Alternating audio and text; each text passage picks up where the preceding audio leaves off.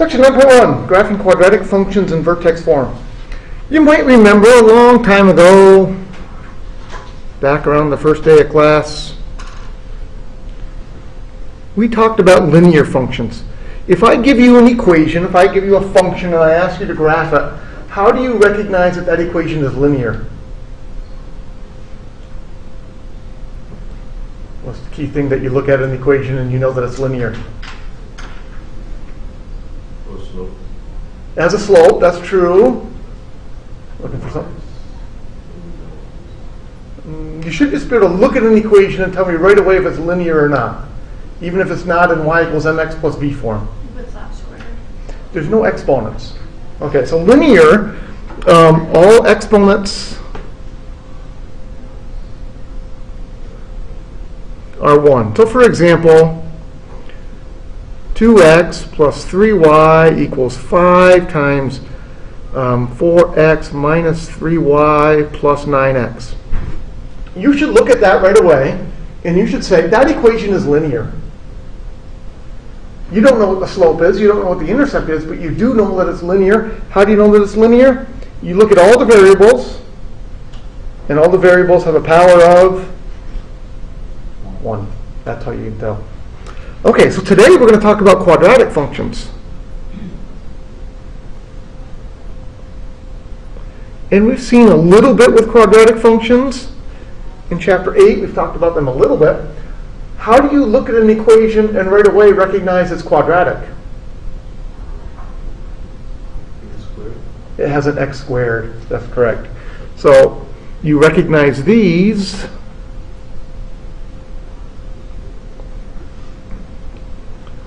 by the fact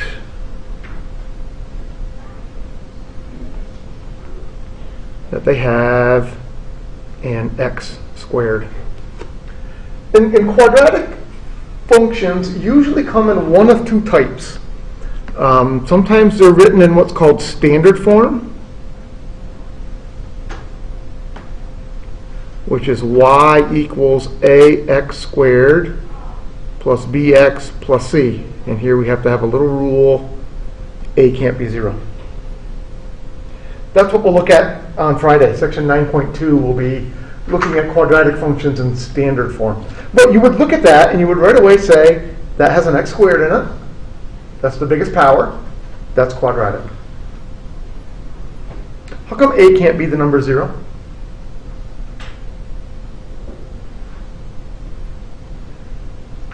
Then you're multiplying x by 0. Even worse, I'd be multiplying x squared by 0. And what happens when you multiply by 0? That would be 0, so we would be left with bx plus c. What kind of equation would we have? Linear. We'd be back to linear. So that's why a can't be 0. The other way that these equations come, and this is what we're going to study today, is what's known as vertex form. And that looks like y equals a times x minus h squared plus k. And again, we have to have the rule a can't be 0. Because if a is 0, then once again the x squared piece would go away, and we wouldn't have a quadratic equation anymore, we'd have a linear equation. Why is the second one called vertex form? We'll see that very soon. Vertex is something very important with a quadratic function. Questions so far?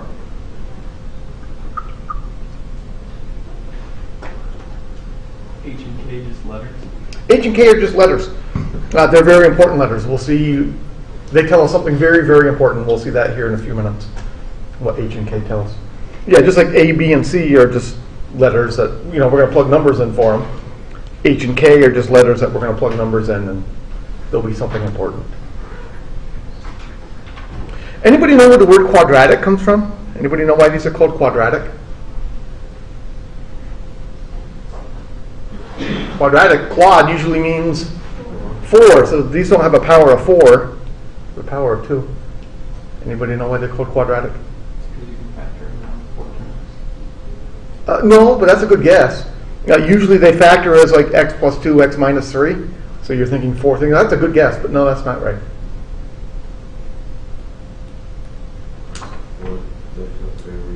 Variable you could solve. No, not really.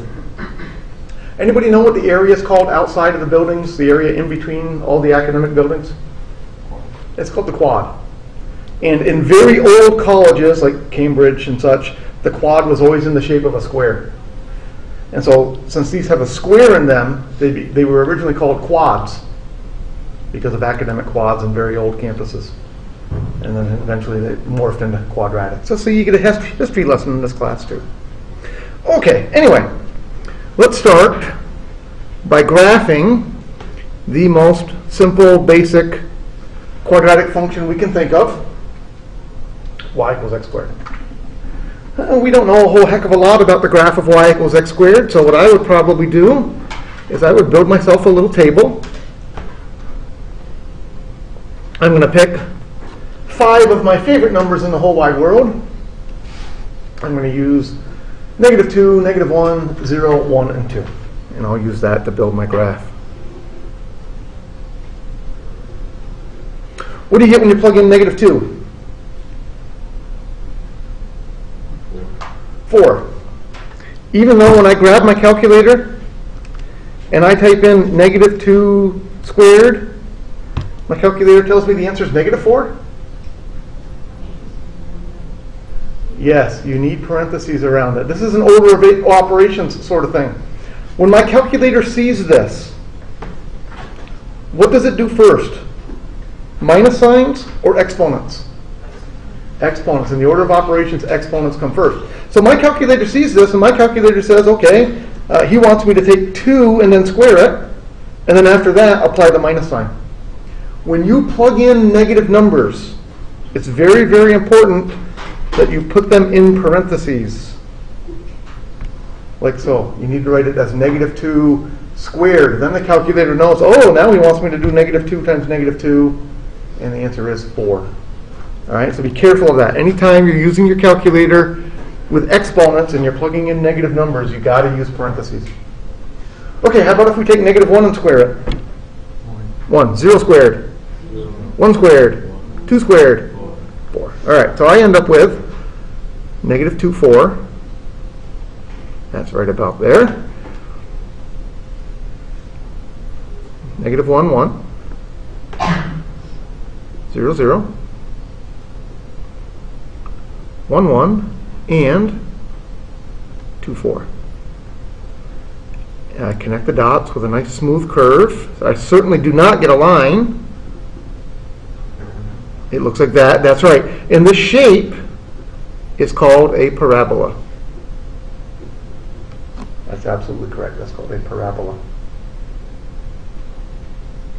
On the parabola, there is one point that is much more important than all the others. And it's that one right there. It happens to be the lowest point on the parabola. Anybody know what we call the lowest point on this parabola? It's called the vertex. That's correct. And you might notice back up here I called something vertex form. So this form, this equation we're going to see, tells us lots of good information about the vertex. The other thing you might notice is that this parabola has a nice symmetry property. I could cut this parabola right down the middle. And if I were to do that, I've got like a mirror image. If I took this side and I folded it over, it should match perfectly with the other side. And that's always going to happen with parabolas. They're always going to have this mirror image sort of property. So notice if I start at my vertex, if I went 1 unit to the right, I had to go 1 unit up. If I went 1 unit to the left, I also had to go 1 unit up. Similarly, if I start at my vertex, if I go 2 steps to the right, I end up 4 high.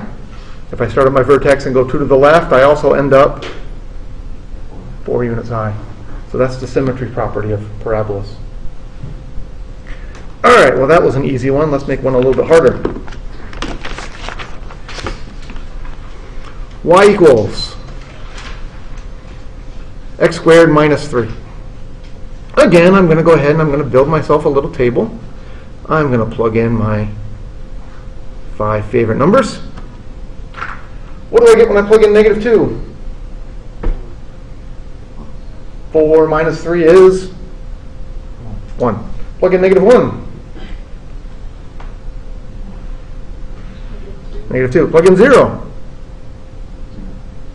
0 minus 3, negative 3. Plug in 1, negative 2, and plug in 2. 1. Okay, drawing this graph. I have negative 2, 1. Negative 1, negative 2.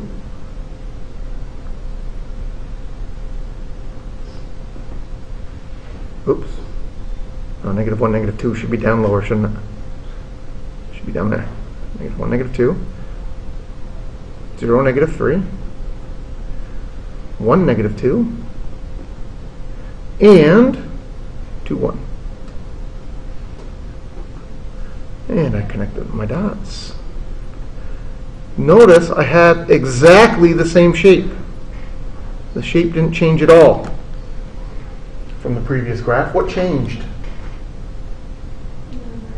The vertex. The whole graph, this minus 3 did what to the whole graph? I took the whole graph and I slid it down 3.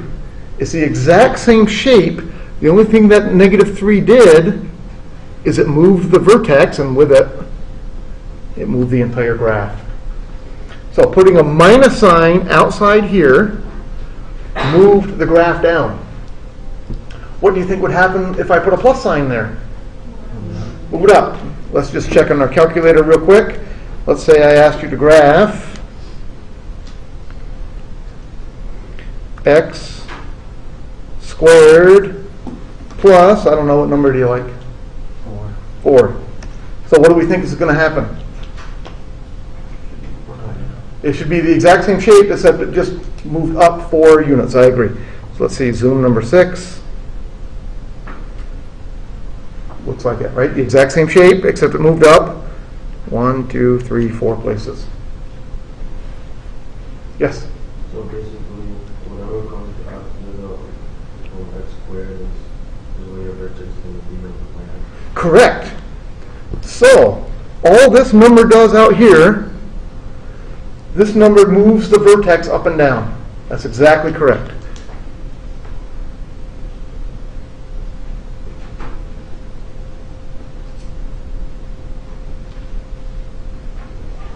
So when we have a number after the square, it moves the vertex up and down. What if we have a number before the square? I mean, what if I have something like this? Y equals x plus 1 squared. Well, if putting a number after the square moved the vertex up and down, what's a reasonable guess that that number is going to do?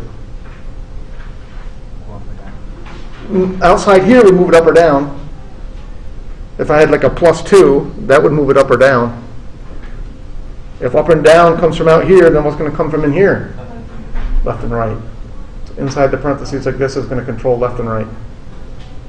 Okay. Well, let's just check. Again, I'm going to build myself a table. Which way is the plus 1 going to move it, left or right? Right would be a good guess. Let's try it. Negative 2, negative 1, 0, 1, 2. Plug in negative 2. What's negative 2 plus 1? Negative 1 squared. 1. Plug in negative 1. What's negative 1 plus 1? 0 squared. 0. Plug in 1. 0 plus 1 is 1. 1 squared is 1. Plug in 1. 1 plus 1 is 2. 2 squared is 4. And finally plug in 2. 2 plus 1 is 3. 3 squared is 9. All right, so our graph looks like this.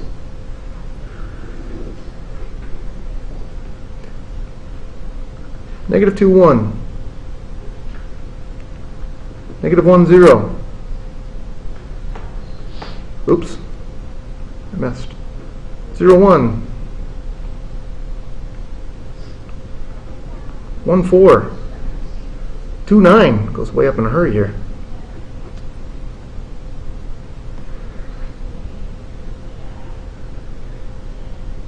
Oops, missed. There it is.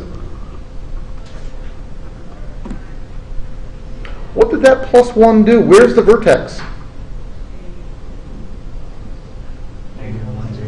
vertex is now at -1, 0. Moved it left. It moved it left. It moved it backward from what you would have guessed. A +1 inside the parenthesis moved the vertex to the left. Why?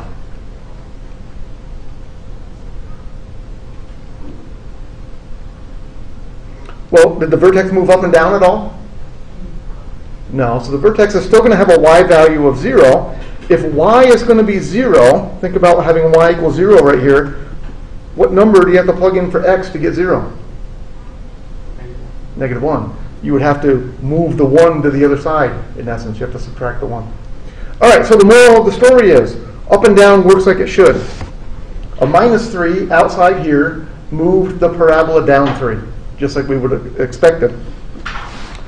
However, a +1, a number inside the brackets, moves it left and right, but it moves it the wrong way. A +1 moves it to the left.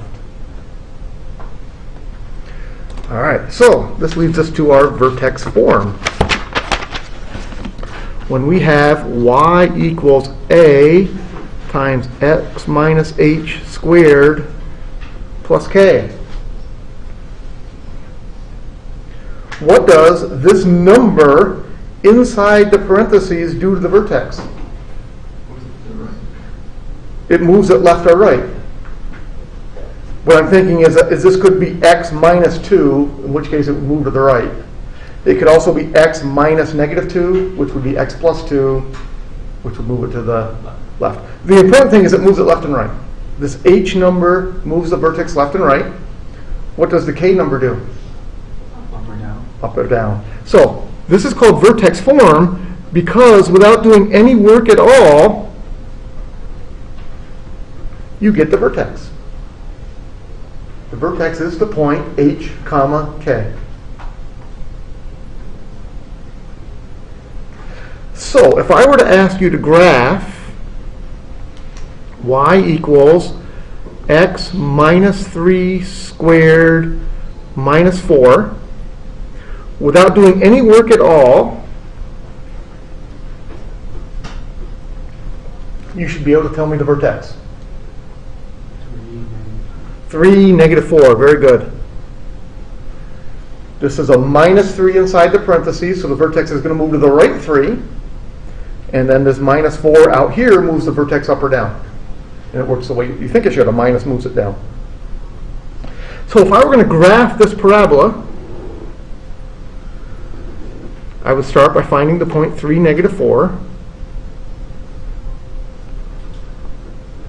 And then I would build myself a little table. What numbers am I going to plug in for x?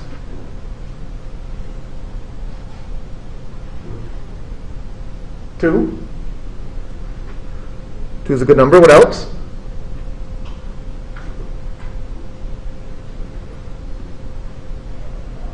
1. Doesn't matter.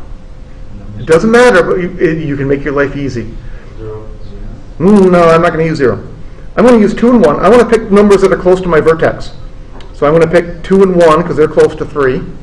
4 and 5. And then I would pick some numbers like 4 and 5 that are also close to 3. So I always start by finding my vertex. Then I pick 2 numbers left of my vertex, and I pick 2 numbers right of my vertex. Okay, so I plug 2 in.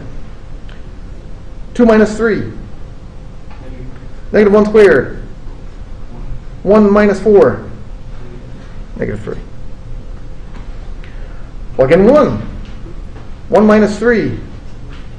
-2 squared. 4 minus 4.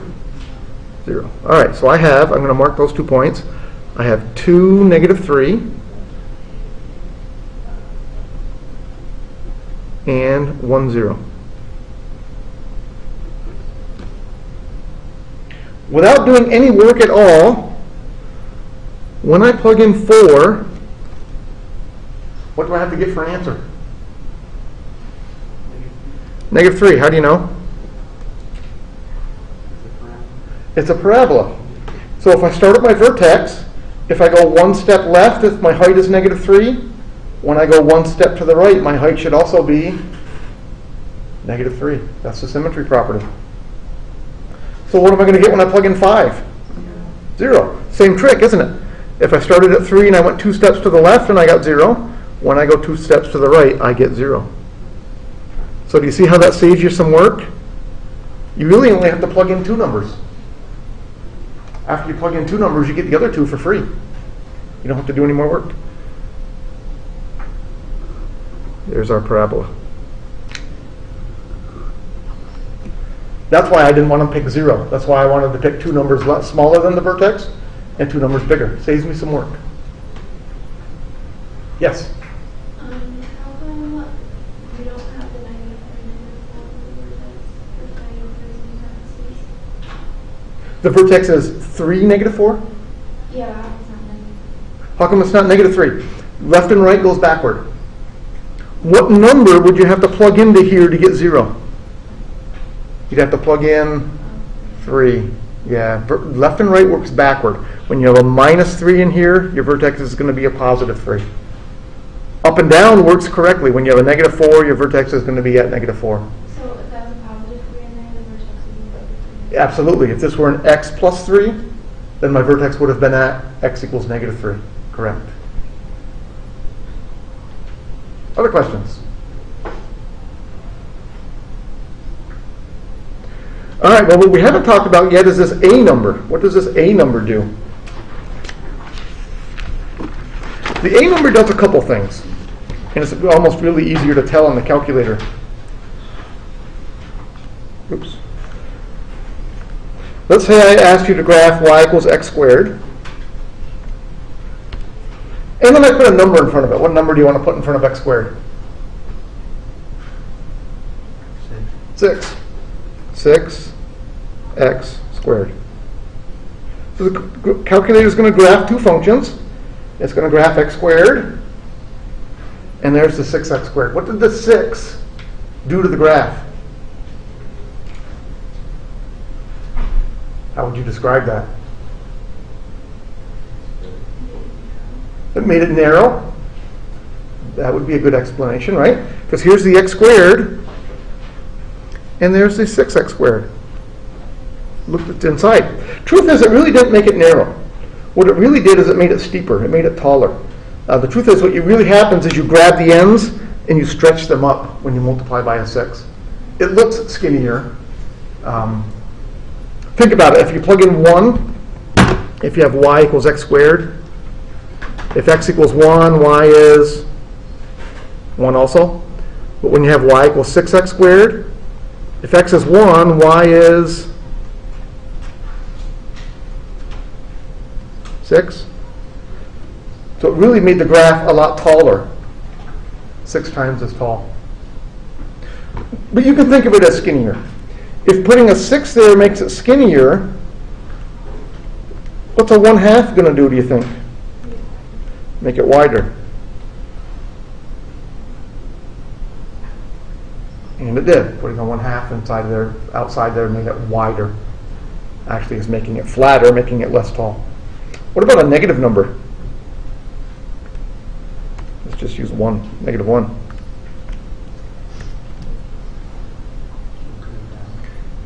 Putting a negative number inside there makes it go downward. That's correct.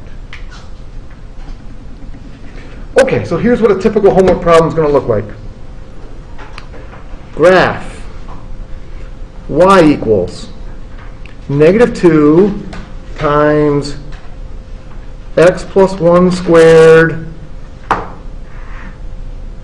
plus 3. And the directions will be more than just graph. The directions will first ask you to find the vertex. And you should be able to look at that, and right away you should be able to tell me what the vertex is. Negative 1, 3. The plus 1 inside the parentheses is left and right, and it goes backward. So since it's a plus 1, the vertex is going to move negative 1. The plus 3 outside, that's your up and down. That one goes the right way. That's a 3. Second question. Is the vertex a maximum or a minimum? Is the vertex going to be a high point or a low point? High point. How do you know the vertex is going to be a high point?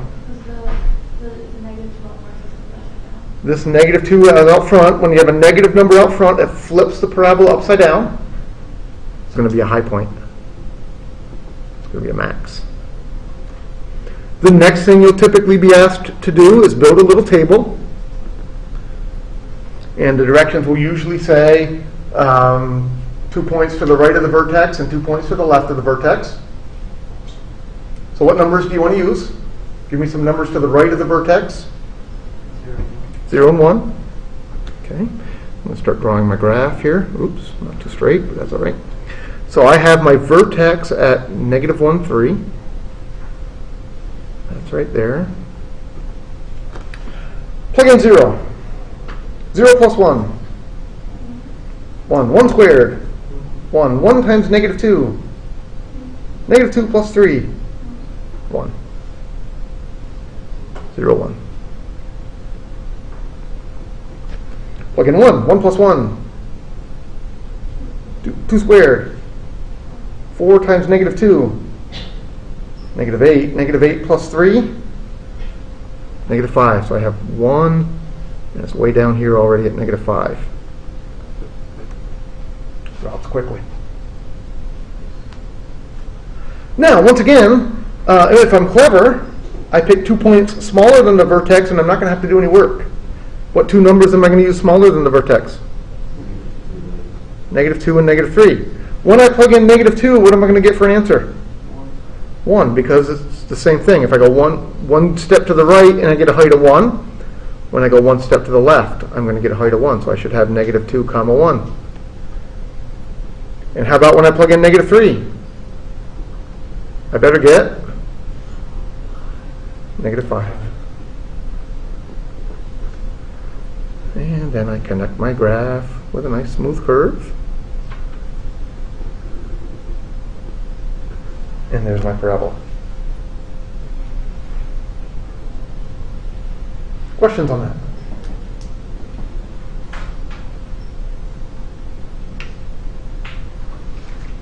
All right, the last thing you're going to see in this section. Remember back, again, the very first day of class, I think, I might have asked you to find the equation of the line through the points 1, 5, and 3, 9. How did you do that? What did you need to know in order to find the equation of a line? Slope was the most important thing you needed to know. So you found the slope. M equals 9 minus 5 over 3 minus 1.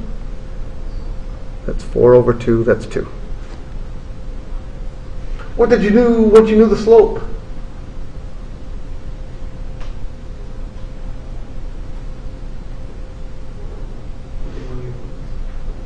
Put in one of your points. So you had 2 different equations you could use. You could use y equals mx plus b, or you could use y minus y1 equals m times x minus x1. Which one do you like? Y equals mx plus b, okay. I think y equals mx plus b is a pretty good one for this problem because the slope is a nice number. Y equals 2x plus b. And then to find the b number, I was already told what to do, plug in a point. So I'm going to use 1 comma 5. So I'll plug 5 in for my y value, 1 in for my x value.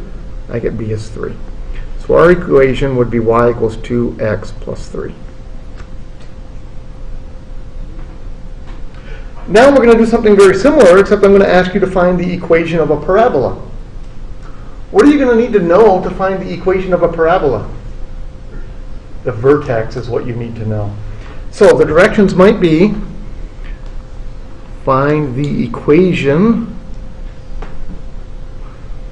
of the parabola with vertex. Oh, I don't know. Somebody give me 2 numbers. Make up a vertex.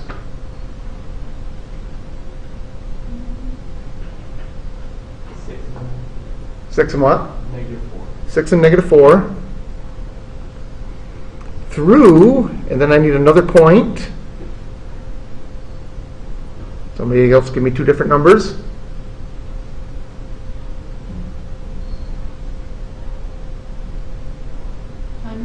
9 and 5.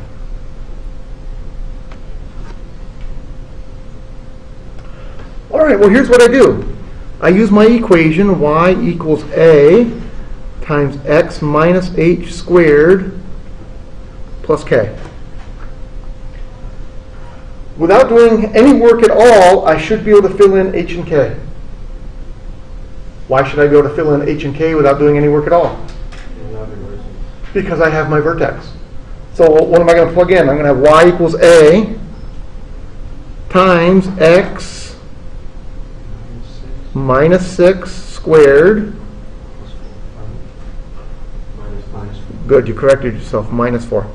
Why is it a minus 6 and not a plus 6? Because it's my vertex. If this is a 6, I had to have x minus 6 in here. Again, left and right goes backward. And x minus 6 is going to move it 6 places to the right, and the minus 4 here is going to move it 4 down there. How do I find my a number? I plug in x and y from the other point, just like we did for y equals mx plus b. It's the same process. So I'm going to plug in. I'm going to have 5 equals a times 9 minus 6 squared minus 4. That's 5 equals a times 9 minus 6 is 3. 3 squared is 9 minus 4. And you guys picked really nice numbers. This almost never works out this way because add the 4 over, so you get 9 equals 9a. So a is 1. That was extremely lucky. How often do you think you're going to get a as a nice number like 1? Almost never. So you guys picked really nice numbers. Worked out well. Happy coincidence. Every now and then that happens. All right, so our answer would be y equals x minus 6 squared minus 4. Questions on that?